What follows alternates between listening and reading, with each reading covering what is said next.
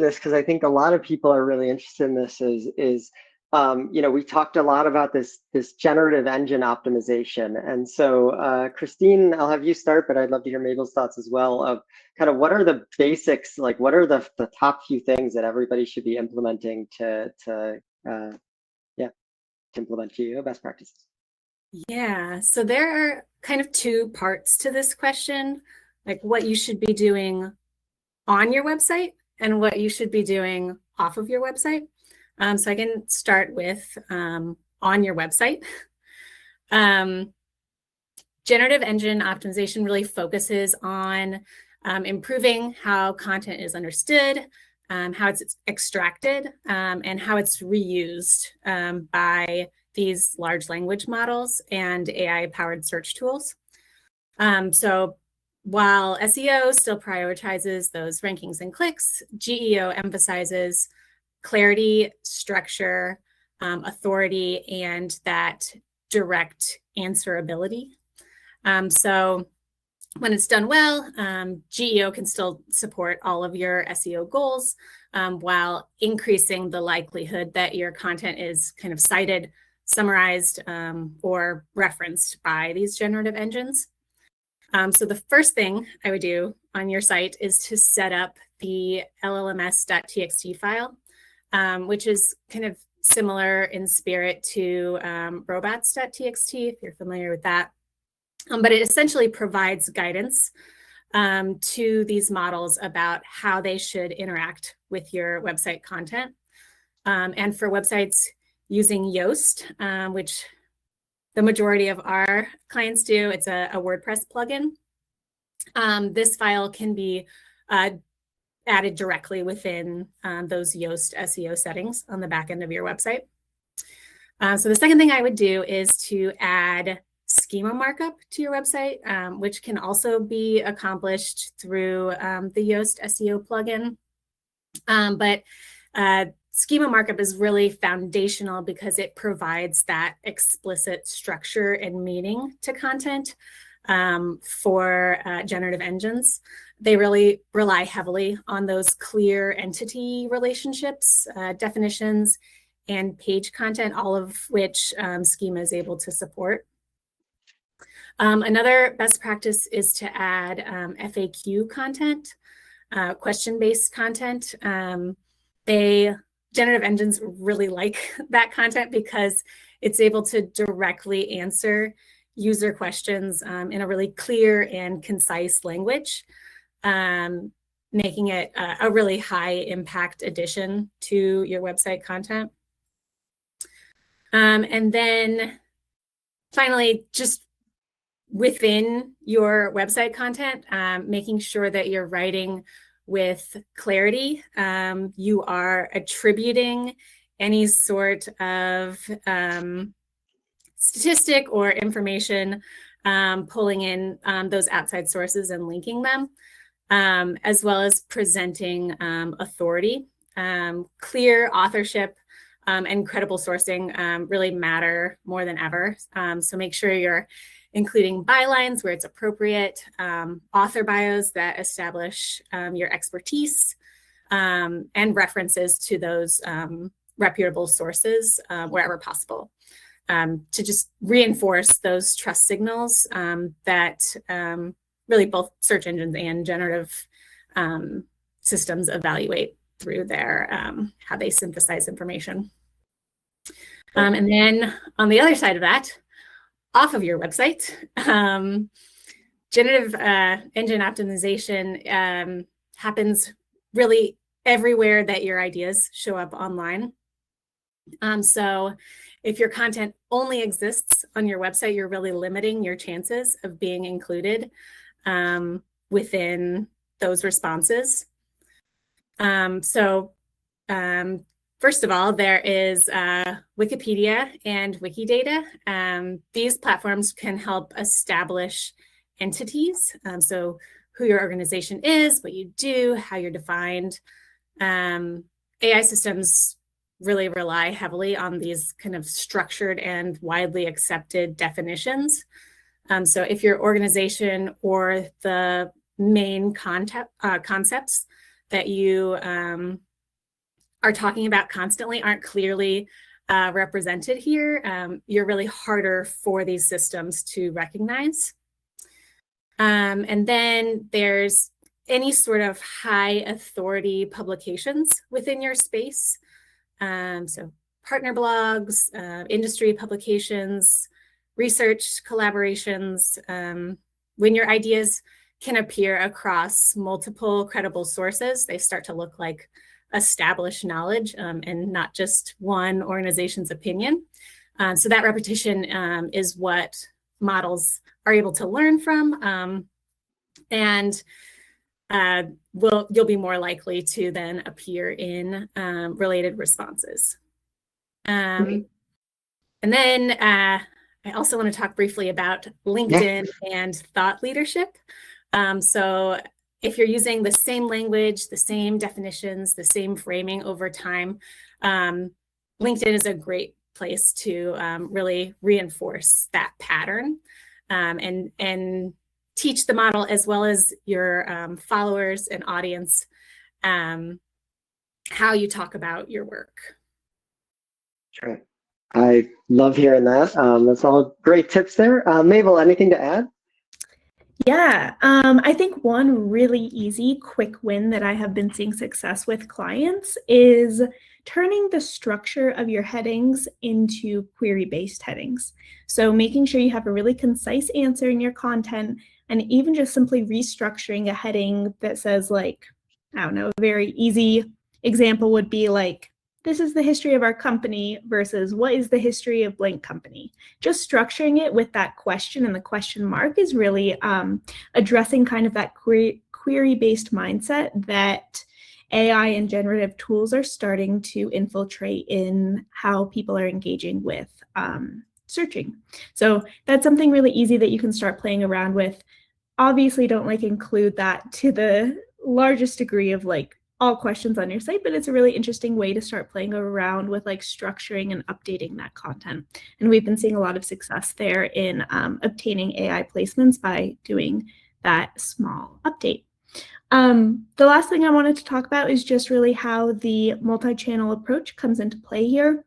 We're looking at other platforms such as social media, Reddit, LinkedIn, Wikipedia, really providing value, as Christine said, and providing that high entity value that tells folks who you are, what your company is, what kind of information there is out there.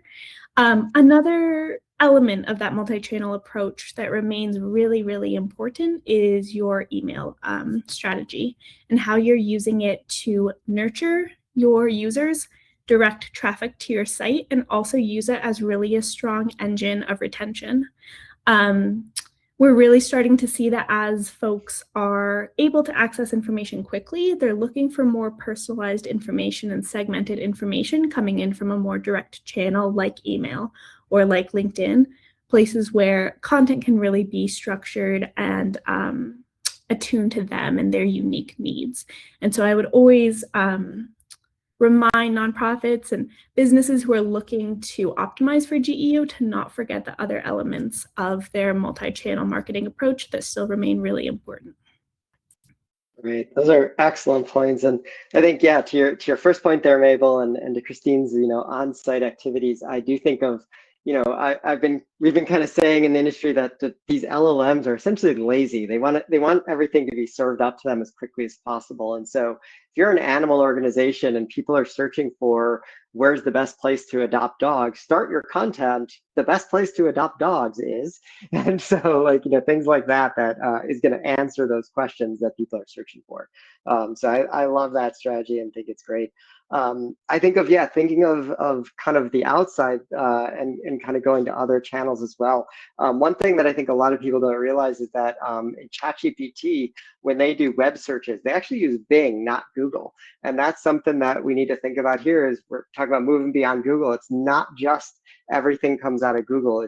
You need to be paying attention to how you're serving up in these other platforms as well. So appreciate all those quick points there. So how do we know how well you're performing in generative AI? It seems kind of like a mystery these days. So Christine, you wanna tell us about some ways that we can measure this? Yeah. So to be perfectly honest, measurement is still evolving. There's no kind of single dashboard that will tell you like you're ranking number 2 in ChatGPT. But there are definitely practical ways to assess your performance. The first thing that I would do is some manual testing. So you can make sure that you log out first, because they do remember that you work for a specific organization. But so log out and search for your organization, your mission, a few of your key topics in a tool like Claude or ChatGPT. Are you showing up? How are you described? Is it how you want to be described? Are your competitors or other organizations in your space being cited ahead of you or instead of you? Just take stock of all of that. And then there are a few really good free tools that can provide a solid GEO audit to help you kind of benchmark your presence and identify some gaps. Geopty, I'm not sure if I'm pronouncing that right, but I know Ira has used that to do some audits as well. HubSpot is another one that has a free GEO audit tool, but there are a few kind of floating around. And then there are also some paid tools like SEMrush or Peak AI that can provide more robust data around those citations and mentions and visibility and other key metrics when it comes to GEO. Yeah, those are all such great ideas. And I think Geopty, that's how I've been saying it. It provides a good percentage that kind of gives you a jumping off point. And as Christine mentioned, it's still totally adapting and changing in how we measure GEO success, but at least it kind of gives you something to grab onto. Another really basic way to kind of track if you're showing up and how people are coming from AI tools is just to really dig into your referral traffic. You'll start seeing AI tools showing up in your referral traffic, whether it's ChatGPT or Perplexity, whatever it might be, you'll see it as a source, and you can start measuring the sessions or the visits that are coming in and evaluating bounce rates and engagement rates like you would from other sources and mediums. So that's a pretty low level, doesn't require any sort of investment to just dig into. Great. And yeah, I'm not sure how it's pronounced. I think it's a silent T and it's just GeoPie, so that's what I've been calling it, but who knows? But it does give good results, and so that's great. I'd love to kind of go back to the question we just asked and maybe go a little more in depth here with, are there any other like concrete specific recommendations like the formatting the content? Are there other specific things that you'd recommend people take away and go back and do on their websites? Mabel, you want to start? Yeah, Christine briefly touched on this, but I just want to make sure it's mentioned again. Going into your Yoast settings, if you have Yoast on your site, and ensuring that schema markup matches the intent of your pages, especially if you're an organization that has a lot of educational content or informational content, and you have a specific post type on your site that is for publications or a specific post type that is for reports, and manually changing that schema markup to reflect that type of publication. This allows, honestly, regular search SEO as well, but especially AI tools to understand the type of content that is on your site and better serve that up to users, so that if someone is looking for credible publications about climate change, that is more easily surfaced in the universe of like so much content. And so that's a really great way to ensure your content is structured and easily surfaced. I think that and structuring your content to provide really concise answers, and as Ira mentioned, answer the queries that are coming in are really quick ways to make sure your content is moving towards being fully optimized. Christine, anything to add? Yeah, I would also set up the llms.txt file in your Yoast SEO, just to make sure that you are providing those kind of core pages to any sort of generative engine crawling your website.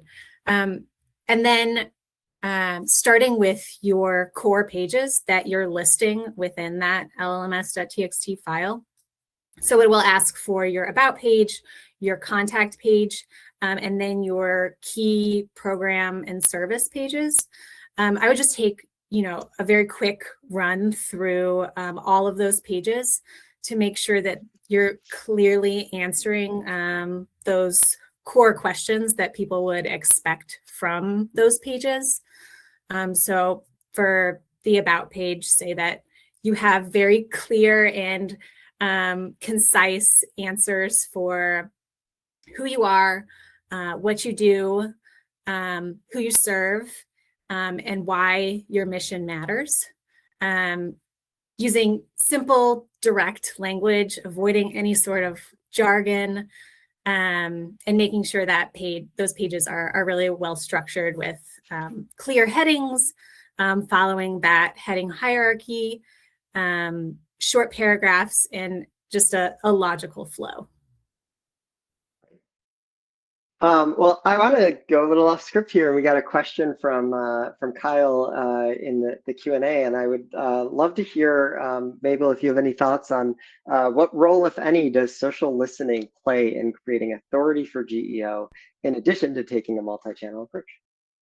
Yeah, that's a great question, Kyle. This really gets to the heart of how we have been talking about like Wiki and Reddit and LinkedIn and other social media platforms providing this kind of context for understanding who your organization is, what they stand for outside of just the branded material like your website or your newsletters. And so although we don't 100% know if they're scanning comments or scanning shares or like reactions to social posts in that kind of like more typical social listening way, we do know that they scan through your social media platforms to understand like the type of content you're producing, if it's linked to your website, if you're providing this kind of comprehensive ecosystem between all different platforms that you engage with.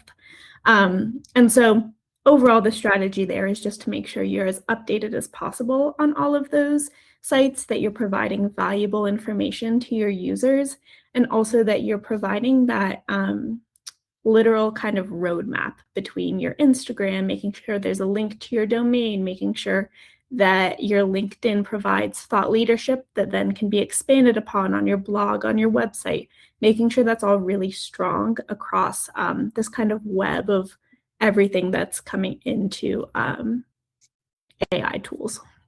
Yeah. Hey, that's excellent. Thank you for sharing on that. And yeah, great question, Kyle. It's always great to have that. Christine, I would love to know what platforms are delivering the most meaningful engagement right now for nonprofits. Where, if we all have limited resources, it can't focus on 20 different platforms. If we do have to limit that, where are we seeing the most meaningful engagement? Yeah, so beyond your nonprofit's website, which I would definitely, if you can only spend time in one place, I would definitely focus on your website to make sure that you are presenting your organization in a clear and complete way. But really beyond that, it depends on your audience. But there are a few platforms that really stand out and that we've seen work really well for organizations. You have your tried and true email promotions. LinkedIn is really strong for thought leadership, for partnerships, for donor engagement even, especially for more professional audiences. We're also seeing Reddit emerging as a really important discovery and trust platform. So conversations there also can surface in search results as well as AI results. The Google business profile is a quick and easy one to set up and just make sure that you claim it and it's correct. That has been still really important for the like local visibility and credibility piece. Let's see, digital ads on Google, but also on Meta and LinkedIn and other platforms can be really great depending on your goals to really spread awareness about your mission, as well as drive conversions, donations on your website. And then there are, all of the other social media platforms, but beyond just posting, like Mabel was saying, that kind of active engagement and making sure that you are building up your community and talking about your organization and what you do in a consistent way to really send those various trust and credibility signals from all of these various places to drive the message home to Gen AI tools. Great. Yeah, I really like the Reddit one, especially. I'm finding that more and more, even when I search in ChatGPT or Claude, it's serving up a lot of that content. If I'm asking to do research, like, what's the best new car to buy, or what's this software you should do, it's often going to those reviews. And so finding out where people are reviewing those things, whether that's Reddit or other services, and optimizing there is a great suggestion. So I love hearing that. Mabel, I'd like you almost for you to address the opposite side of this. So how do nonprofits avoid just becoming over-reliant on any single platform, much like we all have done with Google over the last many years? Yeah, that is such a good question. And I feel like the heart of it kind of comes down to what you said before, Ira, of ChatGPT actually looks through Bing and not Google. And so our assumption is always that Google is where people are going and spending their most time.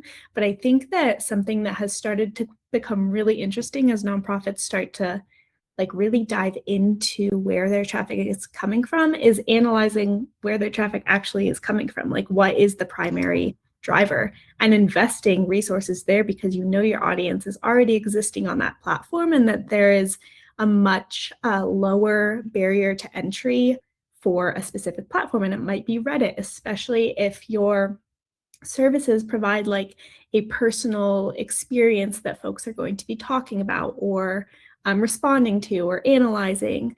It might be LinkedIn if you are some business who's providing thought leadership on a specific area, and really optimizing those platforms where that your users are going to be ready to consume that type of content, versus just assuming that everyone and anyone is going to be using Google to access you, to engage with you, to find specific information. I think this also brings up a really interesting point that kind of covers the overlap between traditional SEO and GEO, which is ensuring that you have really clear and well thought out user journeys on your website, ensuring that there is a specific and accessible entry point for each type of user to engage with your content, and making sure that that is available on each platform. We know that Google is really a tool for overall awareness and traffic acquisition, but in kind of dissecting this search landscape, having more direct routes that are catered to specific audiences seems like a really effective way to obtain and retain that really engaged user who's going to convert and continue engaging with your content. Great. That's an excellent point. I love hearing that. I'm going to shift gears a bit. Mabel, you mentioned email earlier, and I'd love if you continue talking about this, because about 10 years ago, as texting was gaining popularity, I went to a session at a conference that was titled "Email is Dead. Email Marketing is Dead." Clearly, that hasn't happened. It's even, I feel like, even bigger and more prominent now. So, so is email still the highest ROI channel, and how should people's tactics and marketing evolve? Yeah, no, absolutely. Short answer is yes, it still is a huge driver of ROI and will continue to always be. Who's to say? It seems like it isn't really dying off. But the way that email is being used is certainly changing and adapting as the times do and as search does. And so that's where we're really starting to see the transition to more life cycle journeys, really segmented audiences with specific interest-based, region-based, any sort of like descriptor or demographic that you can target and serve content to those folks is going to provide a really high ROI because they know they know you care about them and are going to provide them really personalized information.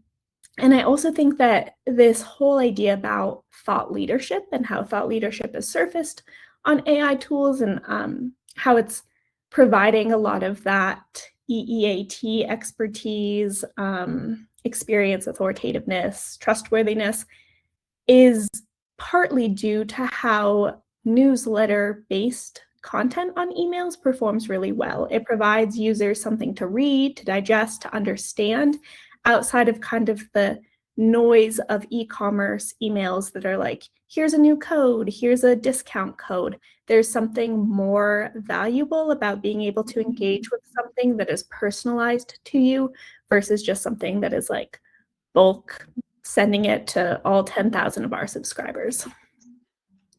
Right, those are excellent suggestions, and yeah, it is funny with this. You know, I'm still getting 10 emails a day from political campaigns and from you know, even for-profit companies with here's my 20% off my sneakers or whatever. And nonprofits are often a little nervous about kind of sending it at frequencies and things like that. And so I think those are great suggestions in segmenting and figuring out ways to evolve it towards your audience. Christine, I'd love if you kind of talk about it more on the website side of how do we support these multi-channel journeys on the website? Yeah. So I want to kind of take a step back and with the email and how it should evolve, kind of combining these two questions. Instead of thinking of a channel like email as distinct, kind of shifting that view to think of it as a piece of a full big picture campaign. So integrated with social, with your website, with any other channel that you are interacting with through that campaign. So that your full marketing strategy is creating this cohesive journey for all of your users. So they're getting a email from you that has maybe a really strong story with a call to donate. They're seeing imagery from that story within the ads that you're showing for that campaign. And then when they make it to your website landing page, that journey is complete, and it references all of those other pieces that you're putting out through the campaign. So it really kind of feels like coming full circle, and they're inspired to go ahead and take that action on your website. And then kind of backing up how your website can should evolve to support these multi-channel journeys.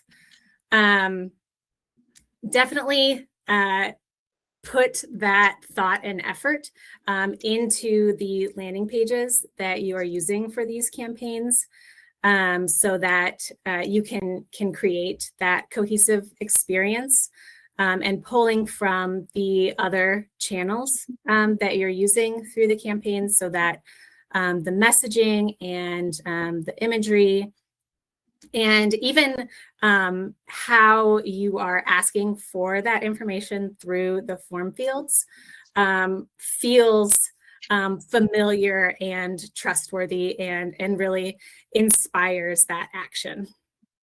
Another piece of this is kind of goes broader into the overall architecture of your website, so that when users come to your site from all of these other places that you're sharing your content, they can easily navigate it and find other information about your organization and what you do, so they can, you shouldn't kind of hide that like key core content on your site. It should be easily visible and accessible from the navigation, so that folks can learn more and engage beyond that initial ask that you're making of folks. Great. That is excellent advice. We just have a few more questions left. Would love to encourage folks to submit their own questions if they have any they want us to answer. I would like, Mabel, if you could talk about how nonprofits should be thinking about their blog, and how that's been impacted with the advancement of GEO.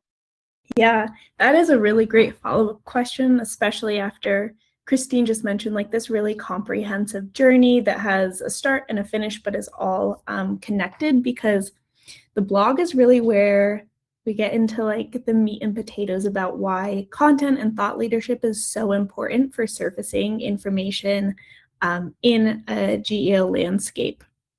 So as we know, we've already talked about how important it is to cite your sources to really authoritative sites, not just like any site, but a site that is well proven and trusted in the industry.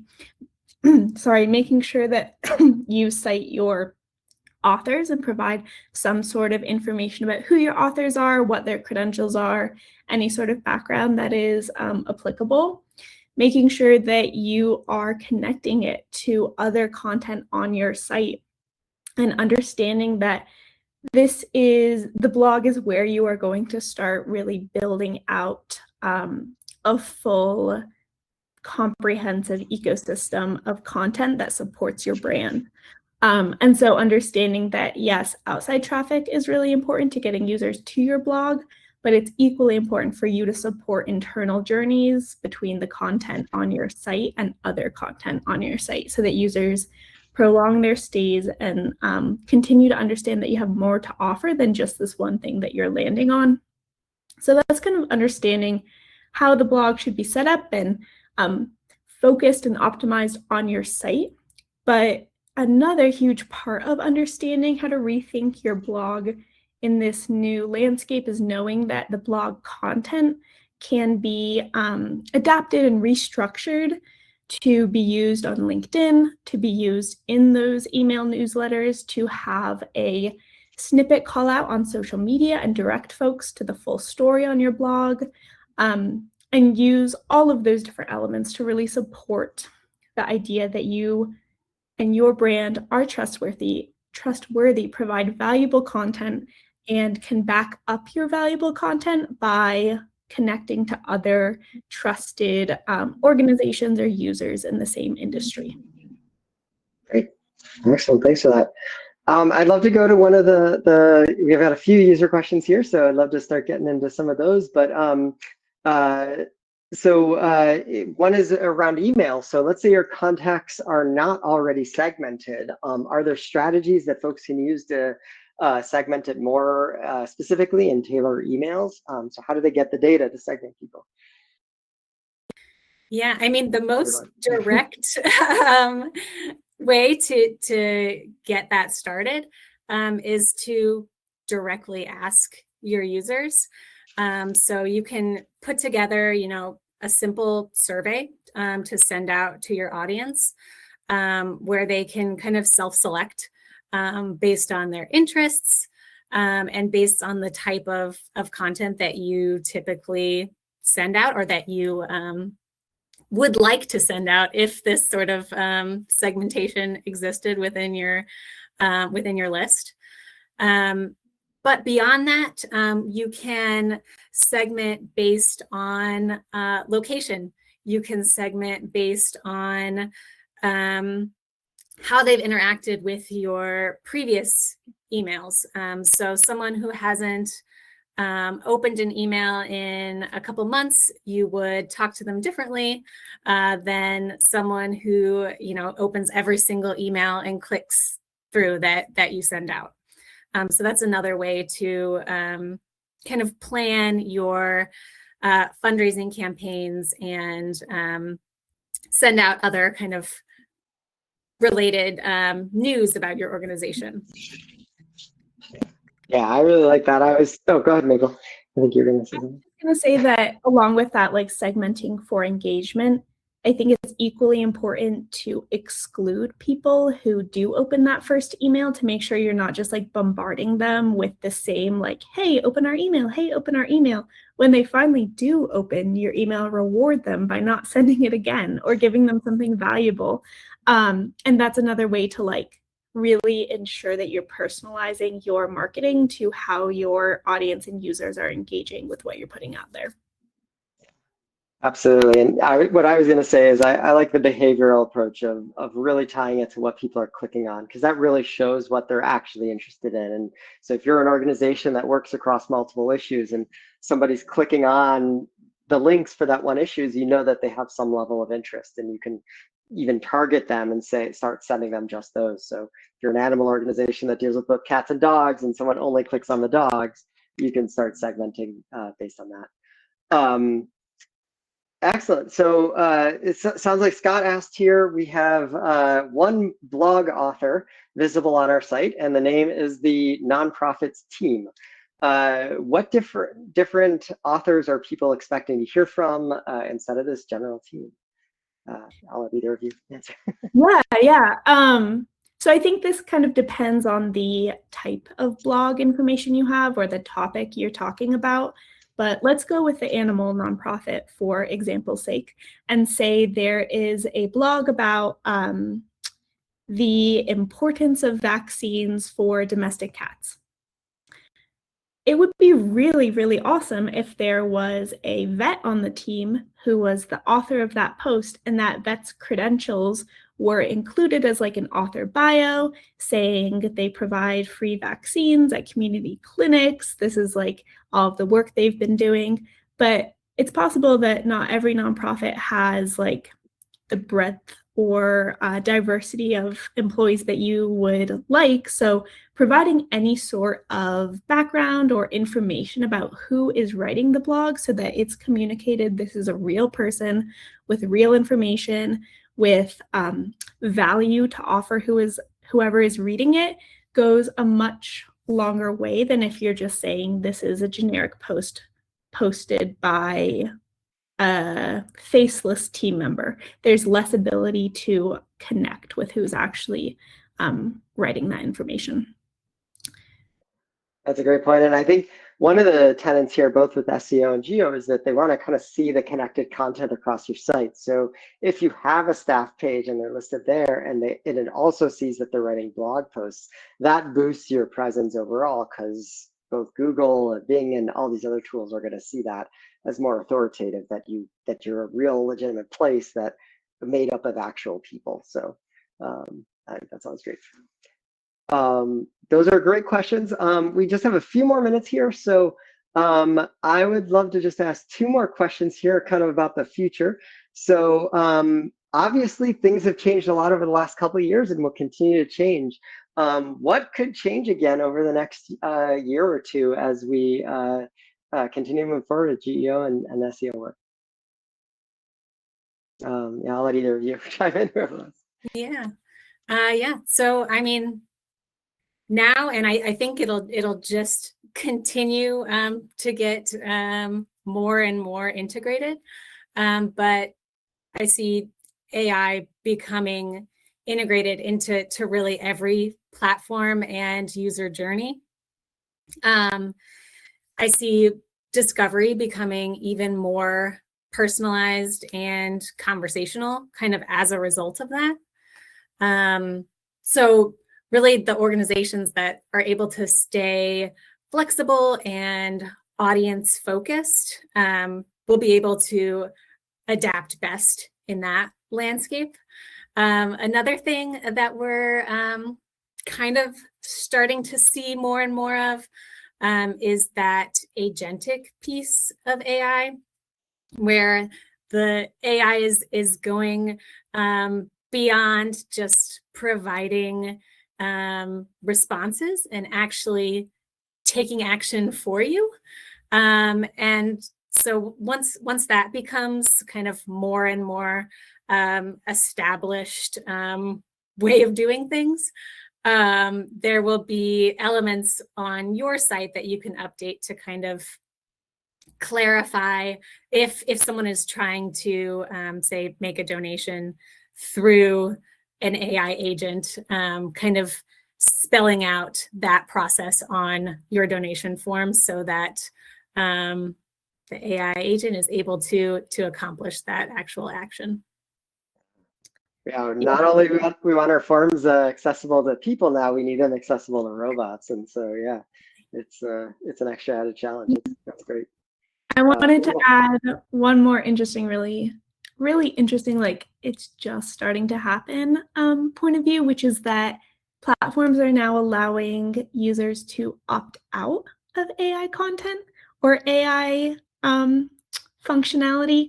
And so while it might feel like there is this pressure to like fully optimize your sites and everything for AI, and yes, it's very important to sustain visibility and meet those needs, it's equally important to not like completely erase your site and have a blank site that only has questions and answers so that it just is feeding into a generative tool. We still want your site to be beautiful and functional and accessible for the users who are deciding to take a step back from AI and turn off settings on their browsers that limit their access to AI and ensure that they can still engage with your organization in the ways that they want to.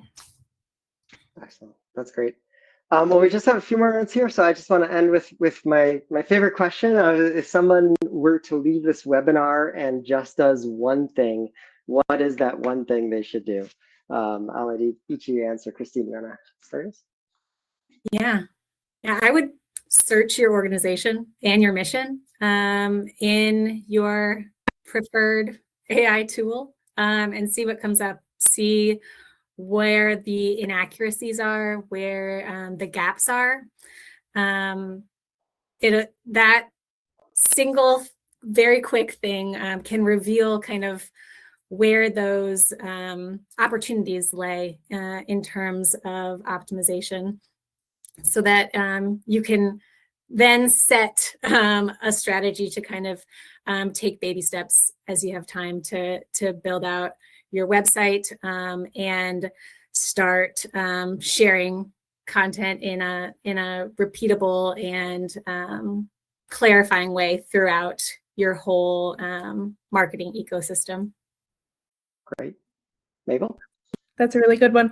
Mine isn't so much an action as a suggestion, and that would be to start thinking about your organization and your multi-channel approach as an ecosystem and kind of move away from the more traditional approach of having kind of these silos of different channels and think about it as kind of like, I'm visualizing like a little universe in front of you that has all of these different continents, if we're going down this analogy, with like lines connecting them and how they create just like an immersive experience, and start thinking about how shifts in the future could support that, and then dive into actually making those shifts a reality. Excellent. Those are both great takeaways, and I really appreciate it. It looks like we don't have any more questions, so I think we can end just a few minutes early here, give people their time back. We like having a stretch at the end of the hour. I do want to let folks know, obviously Cornershop does provide these services and you get to work with one of these amazing people or other content strategists. So if anybody does have any questions or want to follow up and discuss how we can help you boost either your SEO, GEO, or even general multi-channel marketing, we're happy to discuss with you. I want to give a huge shout out and thank you to Christine and Mabel for all their great wisdom and advice today, as well as our administrator Amanda for putting all this together. So thank you all very much, and feel free to reach out if folks have any questions. But thanks for your time today, and you all.